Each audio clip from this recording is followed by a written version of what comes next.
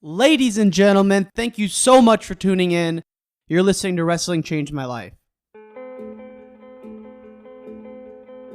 We can endure anything and adapt and pivot and change.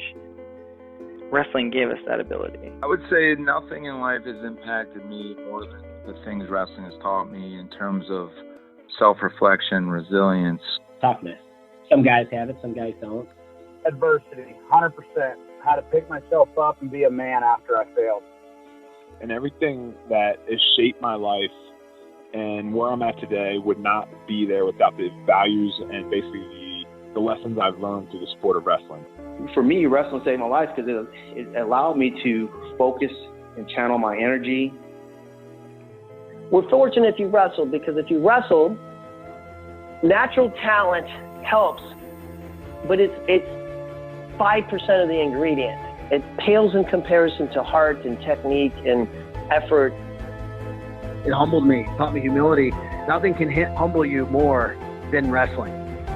I think it's the learning to adapt, right? You learn how to adapt, you learn how to solve problems. You know, if I look back at my time I spent wrestling, if they gave me one thing more than anything else, it's mental toughness. Ladies and gents, welcome back. It's Wrestling Changed My Life. This episode is with Mark Johnson, who was the former head coach at the University of Illinois for a number of years, like 15, 20 years. Before that, he was an assistant at the University of Iowa with Gable during the heyday of the 80s. He saw everything, man, and he was Olympian in 1980 as well. Now, this is another bonus episode, meaning that it was recorded during our research for the Dan Gable podcast documentary that I'm working on and producing that's going live at the end of September. All I can say about it is, if you like the 30 for 30s, you will love this podcast documentary we're going to be releasing in September. But some of the interviews we did were so outstanding, I can't keep them to myself. It wouldn't be fair. And this one's one of them. Mark Johnson just has some great stories about what he learned from Gable. Quick shout out to our fan of the week. This one goes to Don Rar, R-A-W-R. Appreciate the love on Instagram. Thank you so much. Keep on tuning in, brother. Now, get the popcorn ready. Get the drinks, get the water. Put the phones down. It's time for this interview with Mark Johnson in Champaign, Illinois. Thank you. When you were at Michigan, what was the perception of Iowa? Because I know you battled Chris Campbell in the finals twice. It's same weight class, 2 years in a row, if I got the history right. What was the perception of Iowa when you were kind of on the outside? Well, you know, it's funny. I thought I was going to go to Iowa to play football out of high school. And back then, they didn't make a big deal out of hey, I'm going to go to Iowa, and it's not in the paper enough. I just thought I'd go there. Well, I got pretty decent my senior year, ended up winning the junior national and stuff. So I go to Michigan, and Michigan was actually the number one team in the country my freshman year. All year, ended up being second in the NCAA tournament. But that's when Gable come. You could kind of see the recruiting. It's like the year you guys like Brad Smith and Campbell and Szewski and Holm, and that they were going to be good. And then Gable kind of, when he got there, the perception was like, holy cow, these guys have just exploded on the scene with Gable as the assistant, and was like, they became instant powerhouses. It wasn't like, there wasn't a lot of buildup. It was like bang, bang. They end up, they won the Nationals a couple of times, and they were just loaded. And of course, it's really never stopped, for 40 years now. And Iowa wasn't really a power before Gable became the assistant or Kurt O'Malley took over. No, I think they were a good program, but Michigan State were actually the powers before then. So, traditionally Michigan was a good school, and it was a good academic school. I was a good student, so it was a good fit for me.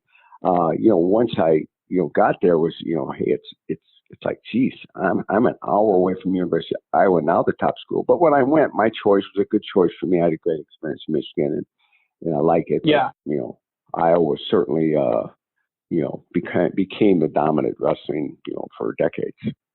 Well, and like you said, it's close to our hometown area, the Quad Cities. So that's kind of the best of both worlds. So did you room with Gable on the road when you were still competing at the senior level before you were a coach, or kind of how did you end up going there? Like, what's the story behind that? No, I went there. There was a I believe it was a national freestyle tournament, an open tournament that was in Iowa City. And it may have been Greco. I can't really remember, but I remember wrestling, winning it. And so I think it was Greco.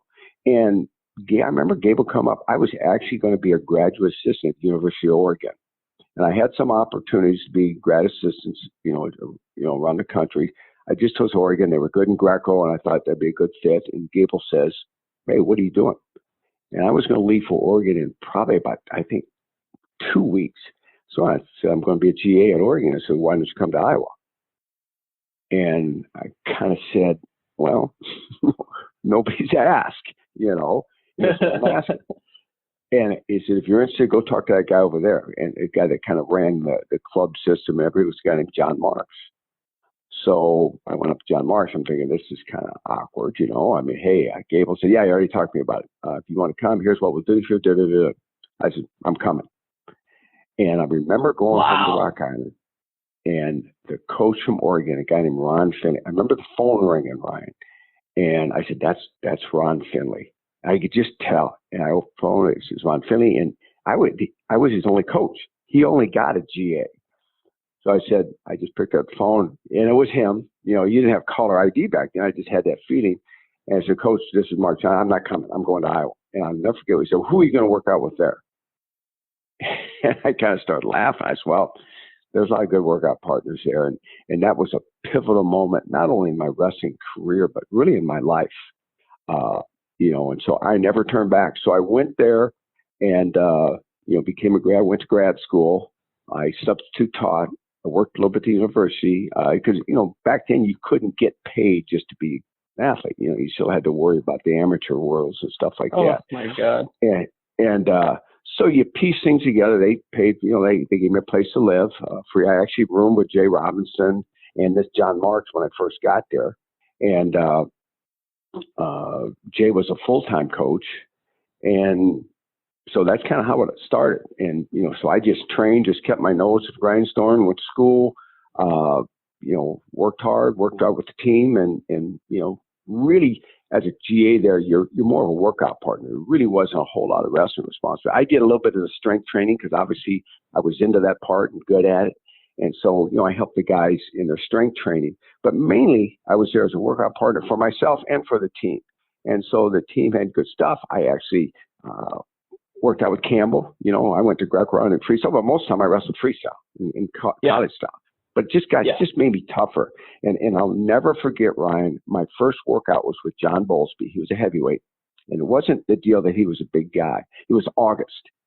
And we worked out before, I don't even know school was in session yet. So I just get there and we go work out and we wrestled and we wrestled and we wrestled and we wrestled. I put more time in wrestling that workout, that first workout, than I ever had at the University of Michigan. We were good at Michigan. We were second, we were always in the top 10 my 4 years there. And I'm going, holy cow, no wonder why these guys are good. They just put so much time onto the mat. And really, Chris, it was incredible the amount of time that they spent wrestling live. And I had never done that before, which is, you didn't do it. I mean, it wasn't the deal. And that was the norm there. So that's, I said, oh, wow, this is why one of the reasons they're good. And then they got great kids that wanted to go there and that work ethic thing. But that was kind of my story getting there. And so I just, kind of worked hard and worked out with the team. And I wasn't a crazy guy. I didn't, I wasn't a guy. I'm not a big drinker. I had my fun and all that stuff. Yeah. But that's kind of how I got there. And, so I get to know Gable a little bit, got to know Jay Robinson a lot better because I lived with Jay for a couple of years. And then Jay got married, and then they actually built a Hawkeye house, a fourplex. And so I moved into there and actually roomed with, a lot of the guys were there. There were probably a dozen guys there training at the time from all over. And so that was my experience as a grad school, and it was awesome. So I'm there training. I lifted weights in the morning. There the wrestling was so popular. You had access to that. I'd walk right into the intramural, or to the weight room, and everybody was very welcoming, and it was a great community of wrestling people there. I mean, there were a lot of guys that had stuck around and were local that were my age, from Campbell to Brad Smith to Dan Holm, Greg Stevens, guys are all former All-Americans and national, and just team members, and Mark Mesnick and people like that. That just do you wrestle the Bannock at all? The Bannock, absolutely. I always believe that one of the reasons I got the full-time job was because I used to work out with the Bannocks all the time, and I think they needed that. And I actually left for a year, Ryan. So I went down and I worked at a boys club in Sarasota, Florida. So I had made the Olympic team. We went through the boycott situation, and I moved to Sarasota, got married, and I was working as a physical fitness director at a boys club. I thought I'm going to go down there for a year and kind of decide where I knew I wanted to coach. And I had some offers. I think I'm going to take some time off and to really get into bodybuilding a little bit, which I did. And the phone rings, or the phone at the boys club rings. This guy comes up to, hey, you got a phone call. See who it is? He goes, yeah, some guy named Dan Gable. He did the guy. This is Florida, and he was just getting answer the phone. I'm going, that's my brother, one of my knucklehead friends. I answered the phone. Hello. I expected it to be a buddy or my brother, and it was Gable. What are you doing, Johnson? Working. He says, offer me a job right on the spot.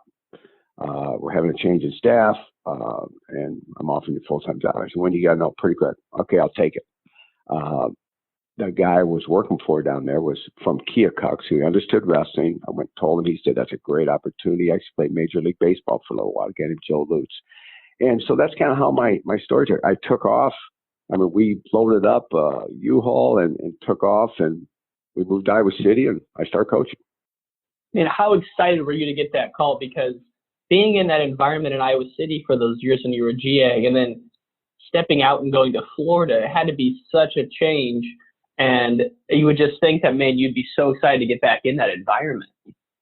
Well, yeah, and and of course I wasn't 100% sure that I was going back into college. You sometimes you just take life as it comes, and I actually really enjoyed Florida, and probably was going to take over that boys club at some time, and I kind of liked that work, and so yeah, you get a call from Gable at the #1 school, and of course I knew what I was getting myself into.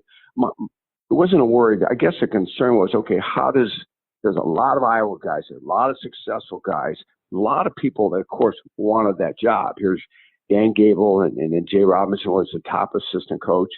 And, I think my ability in the room and my ability to get along with the guys, I guess, would help. And working out with the Bannock certainly helped. But I was concerned, okay, how are these Iowa guys going to handle this? You know what? No, everybody couldn't have been better because I'd been there a few years. I trained there a couple of years ago. I stayed 1 year. I actually had an Olympic training job with Amana Corporation after I made the Olympic team because I was going to wrestle a little bit more and didn't really wrestle a whole lot after that. But, did that. But they were very welcoming. The guys on the team, the seniors, like I say, I'd known them, but really wasn't a coach when you're a grad assistant. It's a different, that's only, like I say, a workout thing. So that was kind of my story of getting my foot in the door and getting in coaching. And after that, it's all about hard work. People ask me what Gable's secret. Yeah, Gable has a uniqueness that he attracts great athletes to him. He makes people work hard, but his secret, I've always said, has been hard work. He worked at wrestling all the time. I mean, it was just so totally different than what I experienced at Michigan. Was just a different level. I loved Michigan at the time, but getting there and the work ethic and, even with the coaches, when I was assistant coach, I worked out almost every single day wrestling with the guys. And then I'd go technique or put them through strength training workouts in the morning, a lot of individual time. And that was kind of their secret. I don't want to say secret. It really wasn't no secret. It was just hard work. And you worked out with guys that were a lot of times, for the guys on the team that were better than them, because the guys are training for the Olympics. So you got a lot of guys doing that. And then they had great recruits, and these guys loved wrestling. I mean, it was a wrestling environment, and, academics were certainly a part of it. I don't hardly ever remember anybody being ineligible because they academics. So they got what they got their schoolwork done, but it was just an intensity about wrestling that like I say, most people don't experience it. And I think, then of course, a lot of us, me and Barry and Jay Robinson and Tim Zazeski and, Dwayne Goldman and, a lot of people then became head coaches and took that same philosophy, out in other schools. Absolutely. And the coaching tree is insane. And then I know you coached Heffernan, and now he's the head coach in Illinois, obviously, but he was the national champ in the late 80s for Iowa. Now, how different was the recruiting then versus when you were the head coach at Illinois in like the mid-2000s? Like, was there a big focus on recruiting, and was it a huge job, or did it just kind of happen? Well, of course, Jimmy Zaleski was in that group too. I coached Jimmy and Barry. Mm-hmm. But yeah, when I went to Oregon State, we had we had the number one recruiting class in the country. Les Gutches was a part of that. A guy named Chad Renner, who was actually the top recruit in the country. So recruiting was always important. And when you're at Iowa, there was an attraction. So when I went to places, of course, there's the Iowa coach. If I were, when I come to the Illinois State tournament, sometimes just to see everybody but to recruit. But I was a point. I don't want to say you picked them because you still had at that level. You still had the Oklahoma States and Oklahomas and Iowa State that were after those top end guys. But yeah, there certainly was a focus on it. And so when I got to Illinois, what I sold, Illinois hadn't won a Big Ten dual meet in 5 years, so they were a poor program. and I actually had I had talked. Iowa State had talked to me when Bobby Douglas went there, but I kind of verbally committed to Illinois, and I took the job and didn't look back. And the first kid I visited at Illinois was a kid named Ernest Binion. First kid I visited, the first kid I signed, and he ended up being a national champ and 3-time All-American. He's first, second, third. Wrestled Joe Williams a lot. Yep. They went back and forth, and so we had good recruiting classes. We had Eric Siebert right away. That was a national champ for us. And recruiting's always been important. And Illinois then made a commitment to wrestling, which I sold that commitment, sold my experience at Iowa. We had instant success at Oregon State, where we were, seventh. Oregon State was seventh in the Pac-10 7 years in a row, and we won it my second year there. Won the Pac-10s and did well, and so but I just took the Iowa philosophy of work ethic and this is what you do, and people knew that. They knew my background then, and so that was easy to sell. But yeah, recruiting is always important. Man, I didn't realize that you recruited Les Gutches, and that's a guy where obviously the diehards know. How good was that guy in college and then on the international scene? He was so athletic, Ryan. He was just an athlete. But what he did when he came in on his visit, he kind of verbally committed to Oklahoma State. And he calls me. He's not real sure, and he wants to come on a visit to Oregon State. And I says, "Do you sign a letter?" He goes, "I signed it, but I didn't send it." I said, "Tear it up." And he goes, I said, "Let me hear you tear it up." Well, he tears it up. So he comes on a visit to Oregon and Oregon State. He wants to work out with me. He wants to see how, sure, he's a high school kid. He's a good high school kid. But so I worked out with him. Of course, I'm bigger, stronger, more experienced at that point. But he just wanted to make sure there was somebody good. So, yeah, he came in, and I got to give Les and I are still very close. But some of those kids, we had turned the program around so fast. Some of them were mad, and I understood that. Some of them were sad, and some of them were happy for me. And that was one of the hardest things I'd ever done was leave a program. Of course, Oregon State's good now. I'm leaving for Illinois. That's bad. And I don't want to get off in the transit here and go into my career because that's not what we're here for. But just in a nutshell, he was one of those kind of guys that was really sad. And, but we stayed connected and we still talk to this day. And he's gotten into bodybuilding and, of course, with USA Wrestling, so we talk. But I told myself, if I get Illinois success, I'm not going to leave for another program because I don't want to go through that again. And how hard is that? I had some opportunities. It was tough. The next year they were second in the NCAA tournament. So I left a team that took second. Wow.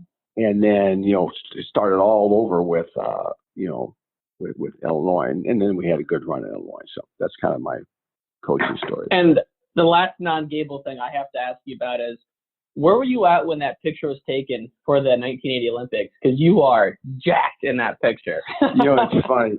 It's funny. I get people, will talk. Oh yeah, everybody knows that picture. It's funny, but it was just a picture that was taken in the Iowa wrestling room, and actually my wife took that picture, and so it just got used, and it gets used. I got used on baseball cards. It got used here in Illinois, and I mean people. Then I did a little bit of work for some string companies, so they put it out on like an 8x10, then they put it on with me coaching and me as an athlete, and it kind of gave both credentials. And so, of course, people love that. And a funny story, Ryan, last year I'm at Seton, and I'm thinking I'm talking to the junior high boys. Well, the principal says, I want you to talk to the whole school and talk about, you being Catholic and, the Olympic, all that stuff. So I do, and I bring a bunch of these pictures, and this little kid, and so I'm thinking, okay, anybody wants his autograph? Well, how about the whole school lines up? And it's towards the end, this little kid goes, he looks at the picture, he looks at me, he goes, what happened to all your muscles? I'm laughing, and his teacher is right behind him because he must be just a little pistol, And she goes, oh, and she kind of says, whatever his name was, Johnny, he got old. And then she gets embarrassed for saying that. And I'm laughing. I just think it's hilarious, But so anyway, that picture, of course, I was into the lifting, and I was always into lifting. I lifted in high school, and I was always into that game a little bit. But I get grief. My wife says, you get rid of that picture. I said, when I die, throw it in the coffin, But until then, it gets used. It's everywhere. Even if you throw it away, it's on the internet everywhere. It's gonna be. That's a great picture. I love that picture. It's funny. Somebody I knew ran into one of the Minnesota guys, and they asked him, and this was well after. Oh, I don't know him, but I just know him from that picture. I love it. Yeah. So that actually was taken at Iowa, and so if we jump back to Iowa. Take us, one of the things I'm trying to do with the documentary is kind of take people inside the Iowa room at that time. And so, Ed Bannock has talked about, practice started at this time and it was go, go, go. What was it like when you were an assistant, like preparing for practice? Were you and Gable strategize over it, or like kind of take us inside that room? What was the intensity like? And I had never been around intensity like that ever in anything. And so when I walked in that room, we'll jump as a coach. So, I mean, it was like, okay, he'd say not a whole lot about practice. Basically, guys would just pair up and they'd get a partner, and you took a break when you needed a break. And if there was a part of the practice that needed technique, they would work on technique. But it was more of a live scrimmage daily. And so it was pound, pound, pound, and the strongest survive. And then a lot of the technique work, Iowa doesn't work on it. A lot of the technique work was done in the morning individually, and I love that philosophy because, if one guy needs to work on a high crotch, another guy needs to work off getting on the bottom, and you need to feed that individual. And so that's where their coaching philosophy was way more individual. I never went to the practice room with my coaches in college. Never. I would work out in the mornings, but, I was more the exception at Michigan. Well, that was a norm in Iowa where, if you need help with this or that or strength training or that's what you did. So the afternoons were spent with just getting in there and pounding and wrestling. And that's where the time and the intensity, I'd never been around intensity and long intensity. And the amount of time that we spent on the mat, just combat, was incredible. And intensity, you walked in that room and it was as intense of a situation I've ever been in. And it was like, holy cow. And it was day after day after day after day. And I like I say, would people break? Good. There would be people break. You'd get mismatches in there because it wasn't like, you can't wrestle a guy that beats you every day. Sometimes you need to get somebody that beats you. And so guys would break, and I'm close with the Brand boys, and I'll never forget that they were getting into it one day, and I can't remember which one was which, but Tom was. I mean, I know them apart, but when they were freshmen, Tom got, I believe, taken down. He was pulling Terry back in, and Terry ankle picked him. He got so mad he punched him, and I think Terry cut Tom's cheek or had to get stitches. And of course, I'm just laughing. I was right there, and I just kind of laughed, as they you got to go out and get stitches. And that's how I told them apart that freshman year. It's like I could tell by the covenant sheet. Now I can't remember which one had it, but there would be people break and throw their headgears and that stuff, and that was common. I mean, and I took that philosophy into Illinois. We didn't run guys start fighting. I mean, nobody ran over there and broke them up. Eventually it got broke up, but it wasn't like, hey, it just happens. So the intensity and the workload was incredible. Wow. And then, a lot of guys have said this, that because of the caliber of the athletes in the room and because of the Hawkeye Club, when you got to a dual meet, it was kind of like a day off for those guys. Absolutely. And that's what I saw, because when you're the starting group, and it's, they were powerhouse at the time, but on any given day, every guy in that lineup could be getting his tail beat in the practice room by somebody. There was always somebody that could whip the guys on the team. That's just what made him good. And I remember my senior years in college. I was 177. I was 177, 190. I whipped everybody in the room easy. I'd have to go search out good guys from older guys around the Detroit area, but I didn't have that day to day where somebody would come over and overpower me. Well, there was always somebody there to overpower those guys on the team and to just make it so the dual meets, you're right, were a little bit of a day off. Yeah. I mean, McElravy said that when I talked to him last Friday. He said that he would get kind of those butterflies and jitters coming into practice because you knew that if you were off, you had to wrestle Darrell Weber or Joe Williams or Bill Zadek, and it was going to be a really tough day if you weren't completely zoned in every day like that, which is like, man, you get chills thinking about that. And if you talked about Gable being super dedicated as a coach. Do you have any stories that the people might not know? And for example, I heard one guy say that, and this could be folklore, that he put a snowplow on his truck so that he could go pick wrestlers up in the winter if it was snowing. I don't know if that's true or not, but it's amazing because the stories go. I'd say Gable spent all his time with wrestling his family. I mean, he just he likes to fish and stuff, but he just the intensity that just the aura around him. And, even for me, I mean, I'm in there when I was just a coach, just as a coach. I'm not competing anymore, but I worked out hard just because he was in the room. And so you can imagine what it was like when you were the athlete on the team representing Iowa, how much pressure and pride and then it's still that work ethic in you. But it was no magic. It was just the idea that that's Dan Gable, all that he's been through. And he's the legend in the sport as a coach, as a wrestler. He's done it all. So you wanted to perform for the guy. And I think he had a great work ethic, obviously as an athlete, but then as a coach. I mean, it was just like all the time, go, go, go. And at the time when I got there, that's obviously where I learned my coaching philosophy. It just became, hey, that's what you did. You get up in the morning, you wrestle. If you need to go recruit. I mean, I talk to coaches today, and I said, you know what? I heard people that have to work hard and work weekends. I said, I don't have any sympathy for you. I mean, we went all the time. There was some junior world trials or this or that or recruiting all the time. And if you want to be good, that's what you have to do. And does your family take a little bit of a backseat to that? I mean, they have to understand. But the good thing about wrestling is Gable's family, which really was a good inspiration from my wife. Kathy Gable was awesome. My wife, my wife became such a huge wrestling fan that they could be involved in the sport, as a fan on the inside.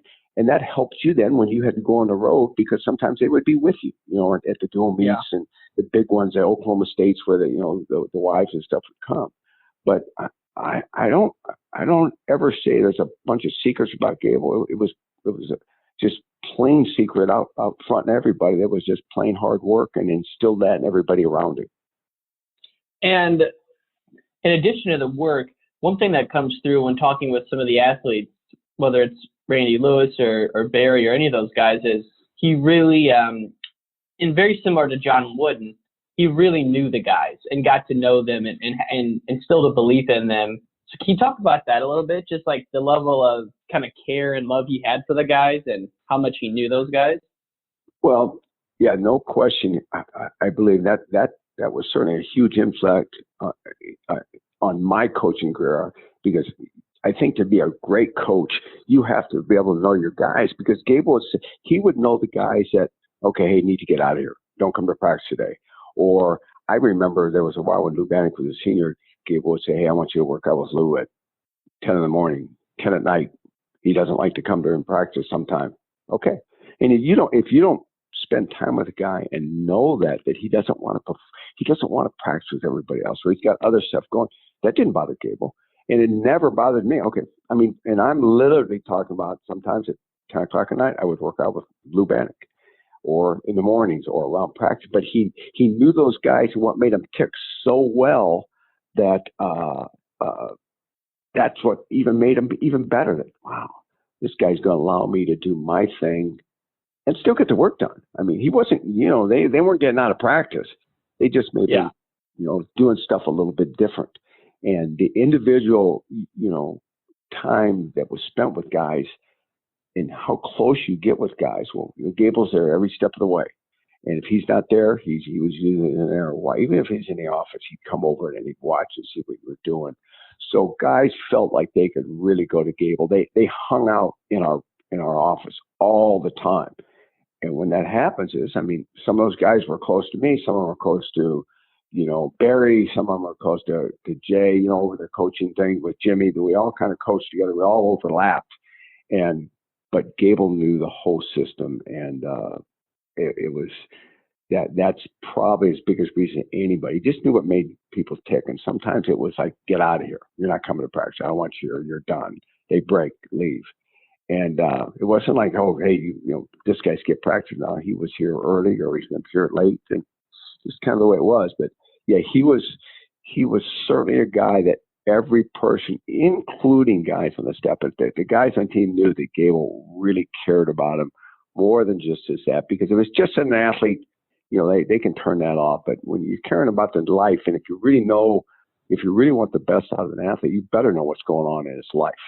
And that was a huge influence for I believe his coaches, that when they went out to coach, and why a lot of his coaching tree has had a lot of success, and so it's certainly, he's an inspirational person to all of us, anybody that's ever been around him.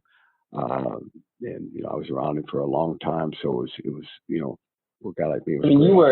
You were deep in those circles for a long time, and looking back at it, I feel like that's what the coaches he brought in is what made him so unique. You think about Jay Robinson from California, wrestled at Oklahoma State. He's on the staff. Like, that's unheard of now to have an Oklahoma State guy coaching at Iowa. Right. He brought you in. You're an Olympian. You wrestled at Michigan, went head to head with one of his guys, Campbell, twice, and he brought you in. So it's like he wasn't just bringing around the Iowa guys. Not that there was anything wrong with that or any shortage of that.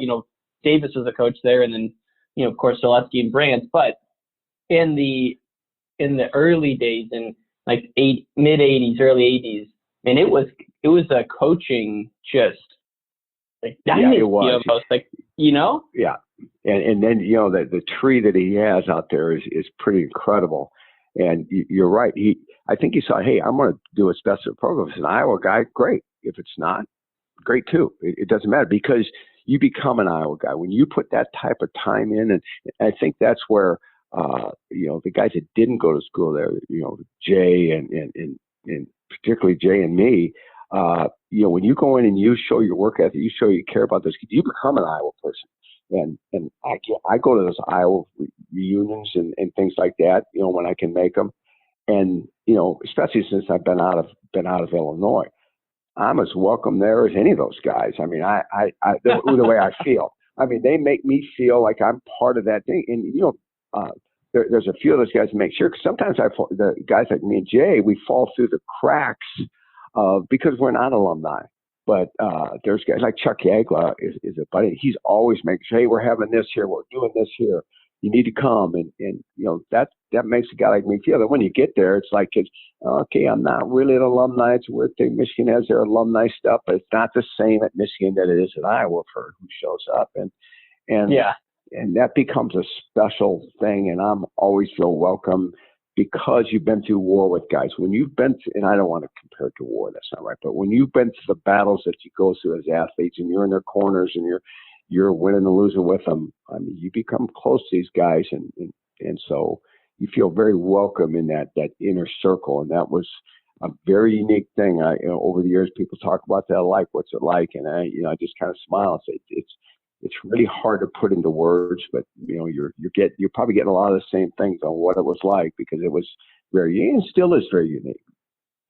When you think about that fateful decision, like if you didn't attend that tournament in Iowa City, that Greco tournament, like how different would your life have been? It's kind of crazy to think about. Yeah, Ryan, you talk about an impact on my life.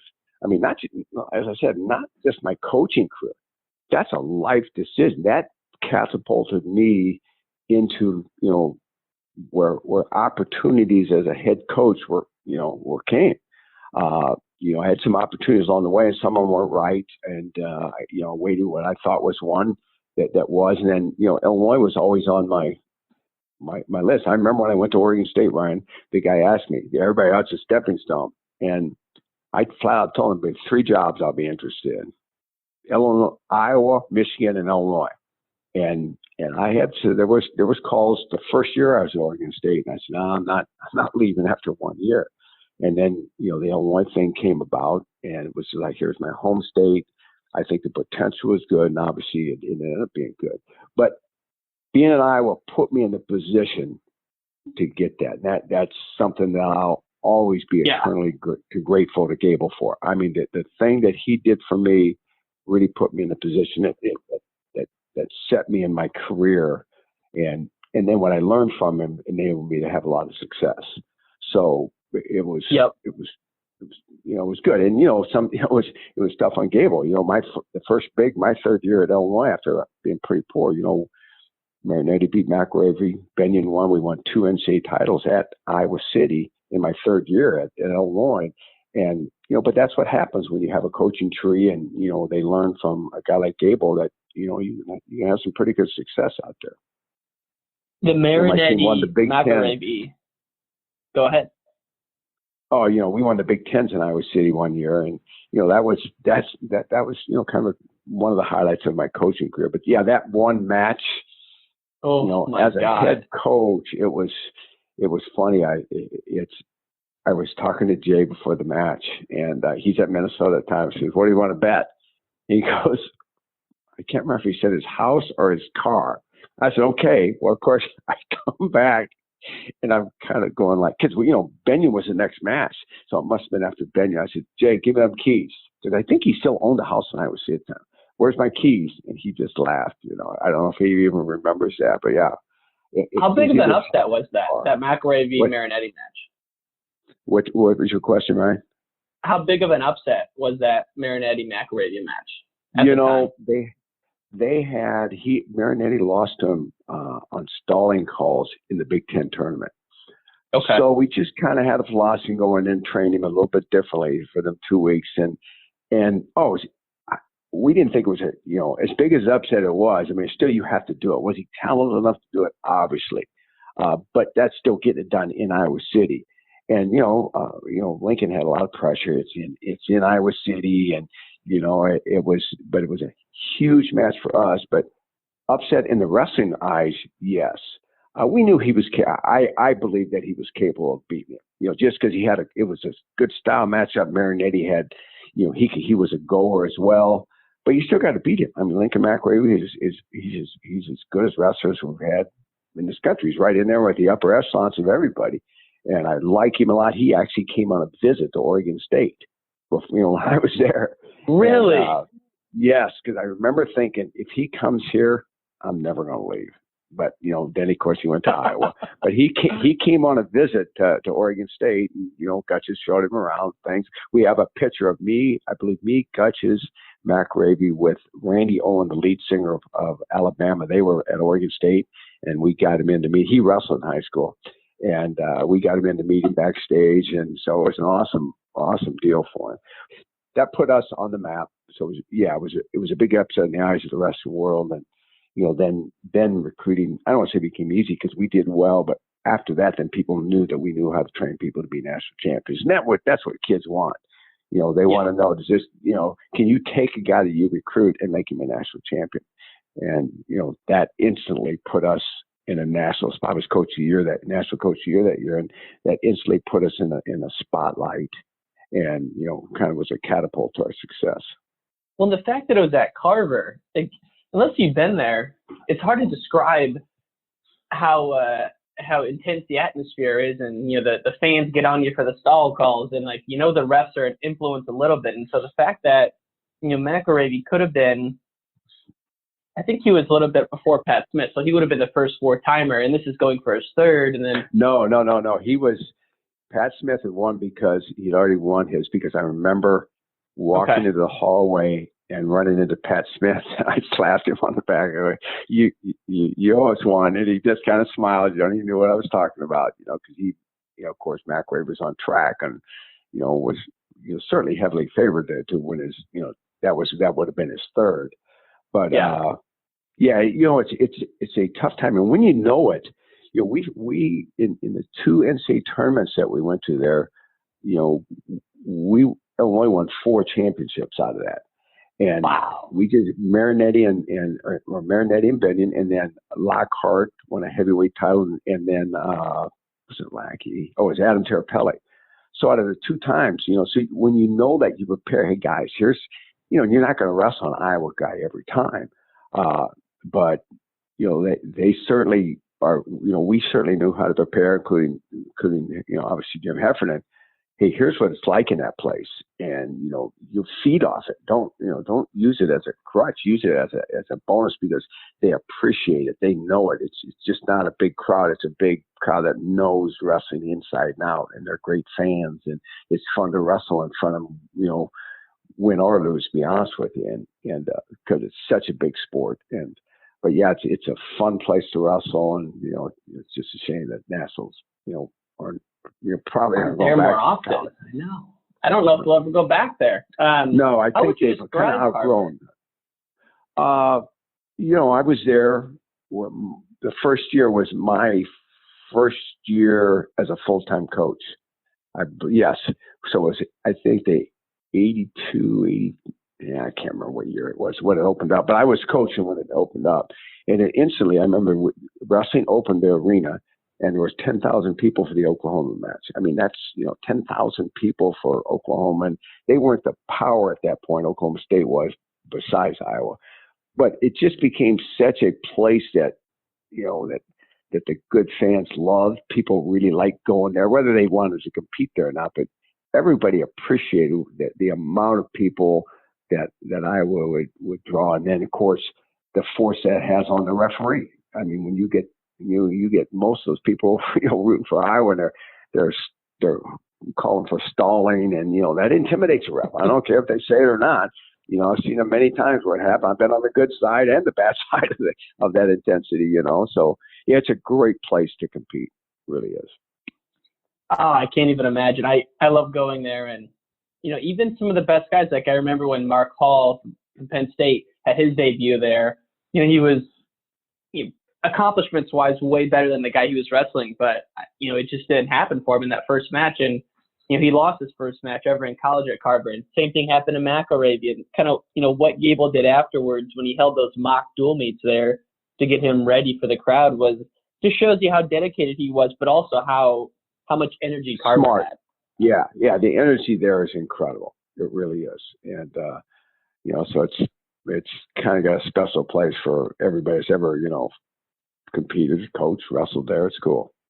Yeah. Now, I know we've covered a lot of ground. I just have 2 areas I just want to talk about real quick, then I'll let you go. Is that okay? Okay, sure. So the first is, the 87 season. So, you guys had the Roman numeral X on the leg. You're going for the 10th title. Now, that season, there was a couple dual meet losses. Going into the Nationals, was there still the perception that you guys were going to win, or were the cracks starting to crumble a little bit? And what was it like, I guess, going into the 87 Nationals? No, it really wasn't any different than any other one. We certainly had the potential to win.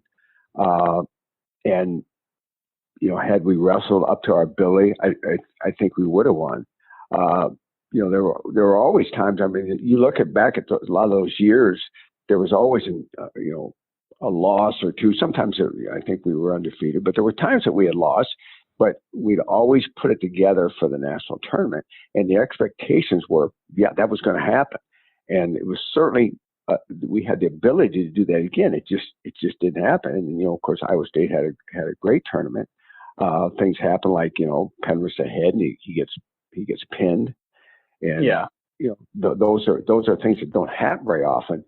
But wrestle the tournament again, and was Iowa capable of winning? Yeah. But sometimes, there's going to be cracks. There's going to be times where it doesn't get done, and that just happened to be the one that got it. And then all of a sudden it is a crack. Then when you're second, and most people are pretty happy with when if you sit back and look at it, you're second in the country.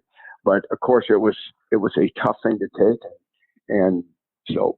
Yeah, it wasn't the greatest moment in the world, but. What do you think the biggest changes were after that for Gable and the recruiting and the staff? Well, I think what happened, what got everything on track, is I think there were things, maybe that need to be shored up with academics and, off the mat issues that then there became an issue. Okay, if it's not broke, you don't fix it. And so I think there was a little more discipline put in after that. Off the mat stuff, and say, hey, we're gonna, it's going to be more of a disciplined nature around the program and things like that. And I saw it instantly with Gable. I mean, we talked about it when we got back. Hey, here's what we're going to do, and then we knew that we had a younger team after that. And of course, then they came back, and then that's when I went to Oregon State, and then they came back and started dominating again, and winning for a while. And but it was an instant. Okay, it's now, we don't want to say broke, but it's not. We didn't win, so what are we going to do different? And there were implementations, I think, right away. I love that, and that's where I think probably if he wasn't the greatest coach of all time at that point, the resurgence, as I kind of call it, he definitely was, because even when he retired in 97, when Zaleski was the coach, those were still Gable classes. Iowa won 98, 99, 2000. So they won every title in the 90s except one, which is crazy. So I don't know, it's interesting to hear how he responded in that moment after the 87 Nationals. Yep, for sure. And these are quick questions. Best team you ever coached at Iowa, or what do you think the best Iowa team was ever? 1986. And I'm biased because I was coaching at that time, but there were 5 NCAA champions. And the Nationals were in Iowa City, so the atmosphere was.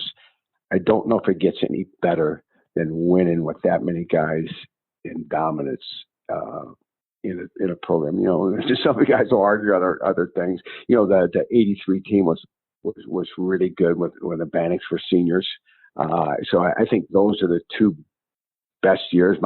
I guess maybe they're my favorite years. The first one was 83 was my first full time, but 86 was in Carver Hawkeye.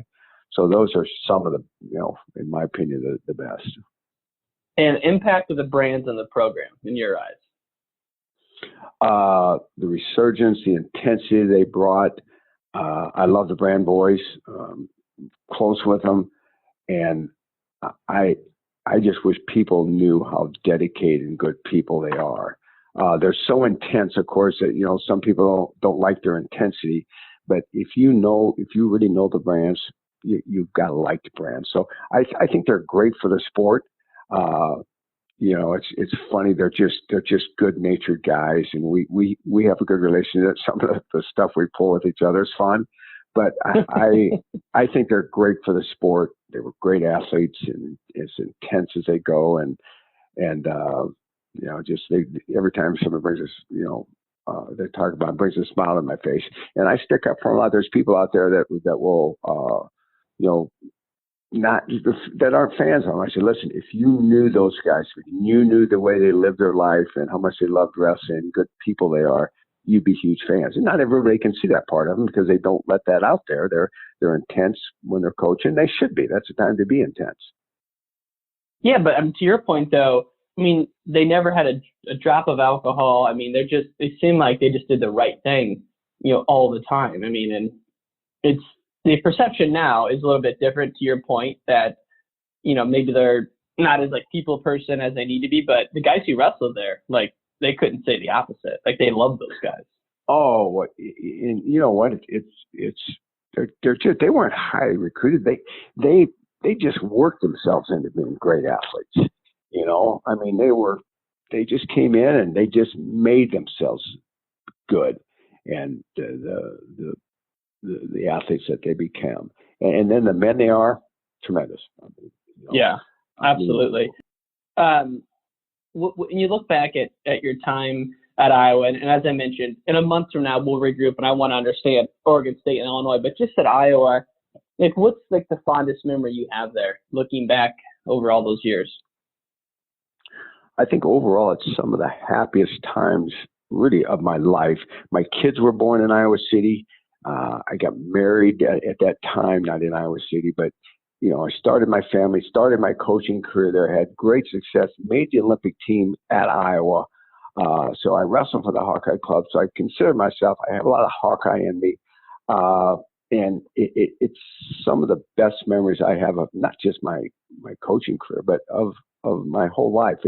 It's fond memories. My wife's an Iowa grad. There's just so much that puts a smile on me. It enables me to have a great career, a comfortable lifestyle.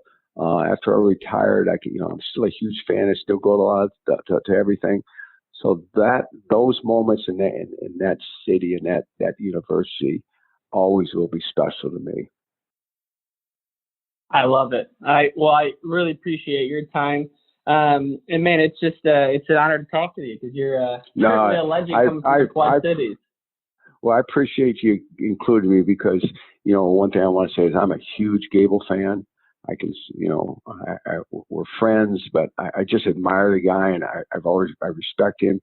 And I'm also very thankful for the opportunity he gave me because you think about it, it's huge. And again, as we've talked, huge on what you're doing this story on, not only on my coaching career, but the impact it had on my entire life was basically as a guy say, hey, what are you going to do?